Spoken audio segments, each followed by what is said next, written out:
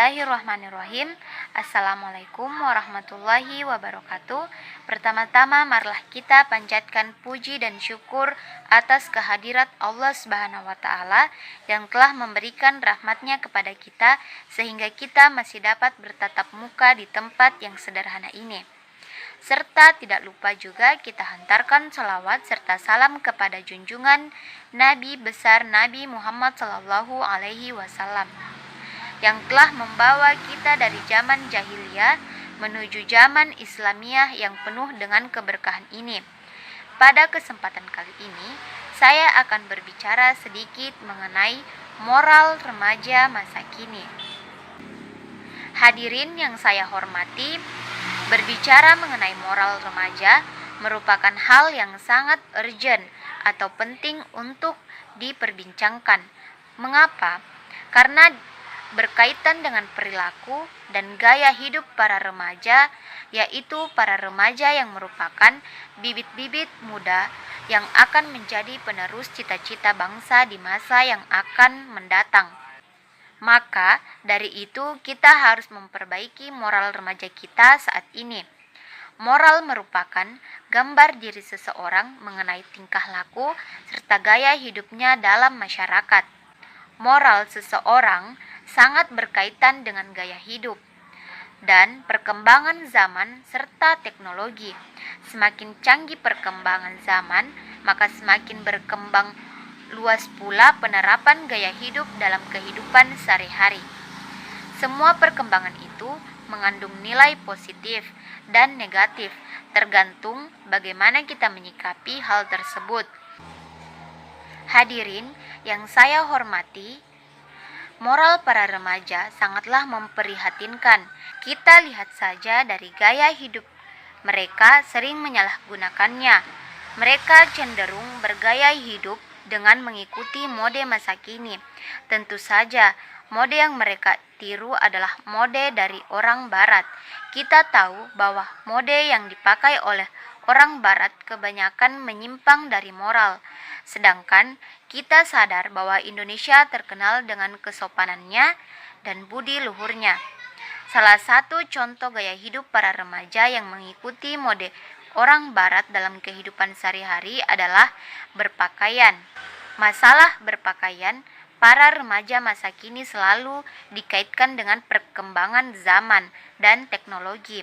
Karena sebagian remaja dalam berpakaian selalu mengikuti mode yang berlaku, misalnya baju ketat, tipis, atau transparan, celana pendek, rok mini, dan sebagainya.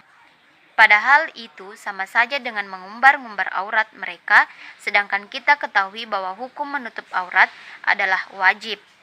Jadi apabila tidak dilaksanakan, maka akan berdosa. Maka dari itu, jika mereka tidak pintar dalam memfilter mode dari orang barat tersebut, maka akan berpengaruh negatif bagi mereka sendiri dan akan membuat hidup mereka hancur. Oleh karena itu, mereka harus dapat memfilter dengan baik dan tepat segala perkembangan atau pengaruh yang datang dengan mengambil nilai positifnya dan membuang nilai negatifnya, sehingga pengaruh atau dampak yang diberikan baik untuk diri kita sendiri. Hadirin yang saya hormati, untuk melakukan hal itu tentu perlu bantuan atau peranan orang tua, guru, dan sahabat. Mengapa dibutuhkan bantuan orang tua? Karena terkadang seorang anak akan cenderung patuh terhadap apa yang dikatakan orang tuanya, sebab sering berinteraksi dengan baik. Namun bagi anak yang memiliki orang tua yang super sibuk, maka disinilah peran guru dan sahabat, bagaimana mereka bisa menjadi tempat untuk mencurahkan seluruh hatinya sehingga dapat mendapat solusi serta bimbingan untuk menjauhi perilaku-perilaku yang menyimpang dari moral. Dengan adanya guru dan sahabat, tentu peran orang tua dapat tertutupi walaupun hanya sedikit, tetapi tetap mampu membantu kita untuk membedakan yang mana yang baik dan yang mana yang buruk. Oleh karena itu, Kita harus pandai dalam memilih teman agar membawa dampak positif, bukan negatif terhadap diri kita sendiri. Marilah kita sadar, kita adalah penerus masa depan, bangsa yang memikul masa depan bangsa ini di masa yang akan datang. Coba kalian pikir, jika kita mempunyai moral yang buruk, akan jadi apa bangsa ini suatu saat nanti? Namun, jika kita mampu berbenah diri dari sekarang, sudah pasti masa depan bangsa ini akan cerah. Dan ingat, tidak akan pernah ada kata terlambat untuk berubah ke arah yang lebih baik. Mungkin hanya ini yang dapat saya sampaikan, kurang lebihnya mohon dimaafkan, karena sesungguhnya manusia itu tidak pernah luput dari kesalahan.